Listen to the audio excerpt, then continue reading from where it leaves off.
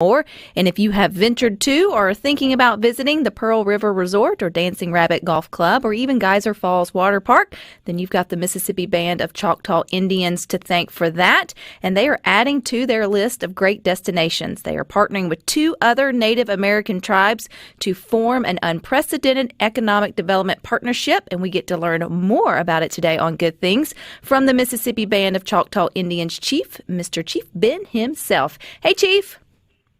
How are you doing today? I am not going to complain.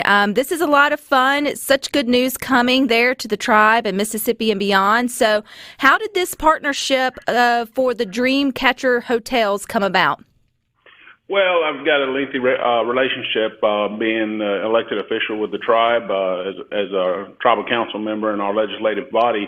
I've known Chairman Osceola of the Seminole Tribe of Florida, and also Principal Chief Richie Sneed out of Eastern Band of Cherokee. You know, we had great relationship as leadership before, and, you know, we've always had that relationship just from being tribal entities, but we've always discussed of how we need to diversify. Each and every one of us, you know, have ever-growing needs within our tribal populations, and an opportunity finally derived, and it was presented, and we thought it was a great opportunity.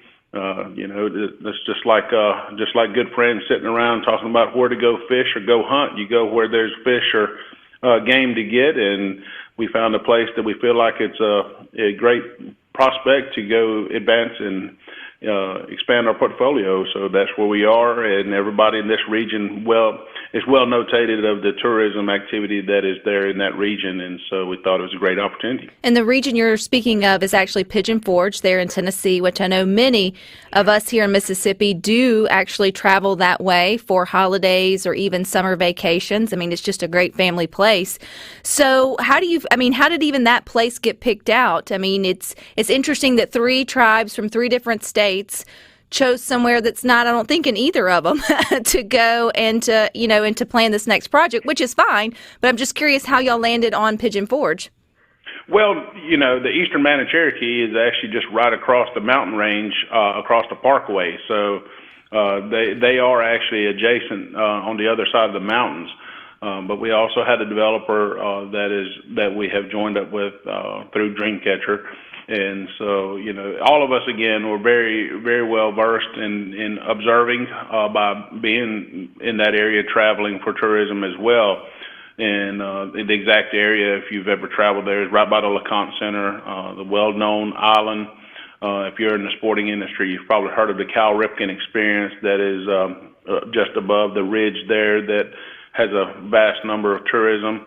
The area, the Tennessee Department of Transportation is expanding the roadway that connects it, even for the traffic flow to come into right in there into the heart of Pigeon Forge from the Dollywood property. So, you know, it's just, I think everything, just all the pieces of the puzzle came together and here we are today. So, Chief, when you hear people say, "Oh, you're so great at tourism here in Mississippi, why would you invest, in another state?" Help us understand that still whatever's good for the tribe in another state's going to be good for the tribe here in Mississippi. Well, we've got the track record. We've been very blessed with economic development here in East Central Mississippi. But as the ever-evolving world of economy changes, even for ourselves here at the Mississippi Band of Choctaw Indians, we need to diversify our portfolio. At one point, we were heavy into manufacturing. NAFTA changed the landscape with offshoring activity. Of course, we're trying to shore back some of those jobs here in America, and hopefully we can be able to capitalize on that. But at this time, we've been able to do very well in the hospitality and gaming industry. And so this was an avenue of an area that we're aware of from hospitality and conventions, which this property will be for hotel and convention space. And it's just the opportunity to diversify our portfolio, as many of tribal nations across America has diversified. Many of them have utilized gaming as part of their economic engine. But at the same token, we went through recessions, and then now we faced a pandemic that will expose that not every business is inevitable to be affected, and so you've got to be able to prepare to diversify your portfolio so you can provide. I mean, one thing about a tribal government, we do not have a ad valorem tax base to support our government operations. So we have to go through revenue operating or revenue generating businesses to be able to operate our government. And those that are versed of the structure of the tribe here, we operate our own schools, hospital, public safety.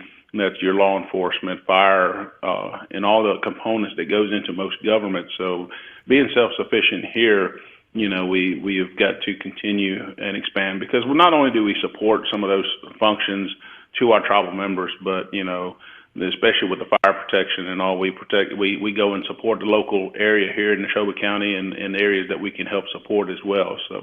No, I agree. And I think if you're listening to good things, and, Pigeon Forge, again, that area of Tennessee is just somewhere that a lot of us like to travel, either on an annual basis or, every now and then. It's somewhere where, it's close enough we can drive, and we just like to make memories there, whether it's Dollywood or wherever it may be. Our family actually went up there and skied for the first time this past holiday. I wish the Dreamcatcher's Hotel would have been there then, Chief, because I would have chosen to stay local, even though I'm not local, and still support, a Mississippi business. So when is it going to be open for us to think about you guys if we're headed that way? We are hoping to open groundbreaking this fall and to have it open in the spring of 2023. Well, that's coming up pretty quick, though, if you think about it. Oh, yes. Now, I'll tell you one note that you mentioned about being a heavily trafficked area. I had one of our employees here in discussion of this project. They traveled to the Grand Canyon, and one of the questions one of the park ranger, the tour guide, asked was, which national park in America is the mostly visited park? And of course, they expected, because of the size of the Grand Canyon, that it would have been the Grand Canyon if they asked that question being posed. It actually was the Great Smoky Mountains. I can see that. I can imagine that. They're beautiful. It's great hospitality. And I think y'all had a good choice of choosing there. And I think it will be wildly successful, which so many of your other properties and tribal business projects here in Mississippi have been wildly successful. But like all hospitality businesses, man, last year was just a bummer, if that's just like, the bottom line you can say. But how are we bouncing back this year, Chief? How is 2021 looking for the resorts and the water park and all the things that are going on there with the tribe? We've been very grateful. It was a slow start, as with everyone else, and just getting the comfort of the general public to go out. But, with the implementation of the vaccine and all the safety measures that is being done, the stimulus monies that have been put out by the federal government has helped all businesses. Of course, everyone all across America is struggling is the labor force and available labor to make sure their operations are efficient. That challenge is posed upon everyone, but we're very blessed that we've been doing very well. The water park has been very busy. We also opened up a new sportsplex here, so we have hosted 3 straight weekends of sporting events. And so we've been very blessed, and now we're upon us beginning. We've already had pre-fair activities, but here on Wednesday we have our annual Choctaw Indian Fair coming up. Which I was going to ask is one of the sporting events that you guys hosted. Is that the World Series of the Stickball game? And am I saying that correctly? That is so connected to you guys and your tribe. That's correct. The cultural sport of stickball, or in our language, kabochatoli, is very well cherished, and just like with anything, if you've ever had something you cherish and love taken away, you're very heartbroken. And like with everyone across America, all the events, festivals being shut down due to COVID, really has built that hunger and anticipation. And we are viewing it as a comeback year. We've got great entertainment from a singing entertainment, but we began our pre-fair bracket play this last Thursday on the 8th. We actually opened up with a ceremony and opening games of exhibition last Wednesday night. And the people have come out, and the crowds have been great, and the games have been very fascinating, and it's just the beginning. With just like simplicity. Well, actually, you know what, Tribal Chief Ben, can you stick with us? Yes, I can. All righty, we've got more with Chief Ben with the Mississippi Band of Choctaw Indians coming up next here on Good Things. today. And if you're looking for something fun to do this weekend, or at least starting this Wednesday through Sunday, I would assume, then the Mississippi Band of Choctaw Indians is kicking off their 71st Choctaw Indian Fair. We're going to continue in our discussion with Chief Ben. And Chief Ben, I couldn't let you go right when we started talking about stickball, because I was looking on y'all's Facebook page earlier today and I saw the different brackets and I saw the great action shots, and I thought to myself, I need to know how this game works, like in the most elementary form. So what's the basics of stickball, Chief Ben? Well, we call it the granddaddy of all field sports. It's you got basically two sticks that are hand carved out of hickory, laced with deer hide. The ball is approximately the size of a golf ball, laced in deer hide or suede or other forms of leather. Then the field originally was larger, but now, from a competitive standpoint, we played upon a football field here at Warrior Stadium at Choctaw Central High School. It's 100 yards apart. Both goals are 12 foot high, 4 by 4 inches in square, and you cannot touch the ball. The ball can only be scored by a shot that is direct by air. Once it hits the ground, it would not be eligible for a point. And so, if you love soccer, football, hockey, lacrosse probably derived from it. Each and every tribe has its own version, but it's a very physical sport. So if you love contact sports or speed, intensity, or hand-and-eye coordination, it culminates into the one great sport, Kabochatoli. And I don't see any helmets. I don't see any pads. Y'all are going out there just giving it your all. Yes, very unfortunate. You'll see medics on site more times than none. They are utilized. We've had the extremities of your body is put up against odds, but it also takes a lot of endurance as well. Well, when you say that there have been some exciting games of stickball already happening there, then I'm sure as the brackets get smaller that those competitions are going to intensify. So as you move through the fair, which is the 14th, 15th, 16th, and 17th, will we still get the opportunity to see any of these matchups? Every day there will be games. We also have our youth games, so Wednesday through Friday. In the afternoons, you've got two age groups that will play there. In the youth division, you play co-ed, boys and girls. And then we also have a 35 and over men's division, and also the adult women, and of course the adult men. There's 5 age divisions that we compete in.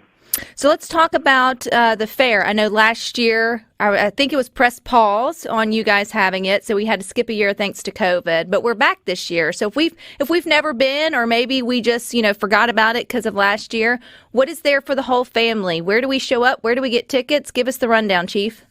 Well, we at our Pearl River Welcome Center here at the intersection of Industrial and Highway 16, we sell the tickets there. We also have shuttle provided from our resort over to the fairgrounds that is convenient for patrons. But, we're located right here in East Central Mississippi in Neshoba County. If you wanted to look it up on your app or any kind of navigation, just look up 101 Industrial Road, Choctaw, Mississippi, and you will find us right here in the heart of Neshoba County. And I saw y'all have some great music lineup, as well as I'm sure some great food and sport to take. So it's the hours of the fair kind of all day, or if we want to catch a music event, should we look and see the times before deciding which day to come? Oh, yes. From a music standpoint, but, we open it up with our ambassador competition, which is our Princess Pageant. It opens up on Wednesday evening. We will crown. We've had our great ambassador, Miss Alyssa Jimmy, that has been our princess from 2019 to here in 2021, serving two terms due to COVID. She's done a great job for us, but she'll be crowning our new ambassador on Wednesday night. And then on Thursday night, we have Jimmy Allen. There's an up-and-coming country singer.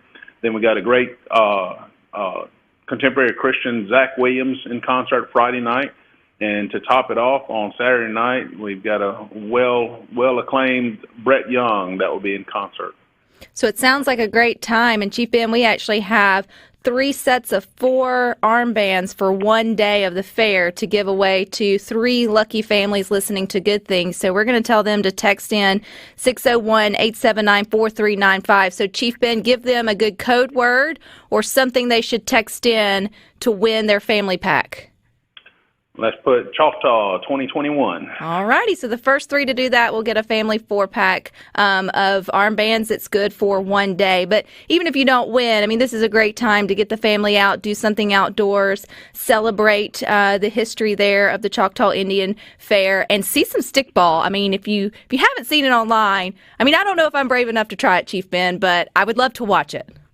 We'd love to invite you to come down. I believe that it's kind of like that Pringles, that commercial. They say once you pop, you won't stop, and once you come watch one game, you'll always want to come back. But do know that outside of our sport, we've got all of our cultural perspective. We've got our social dancings daily.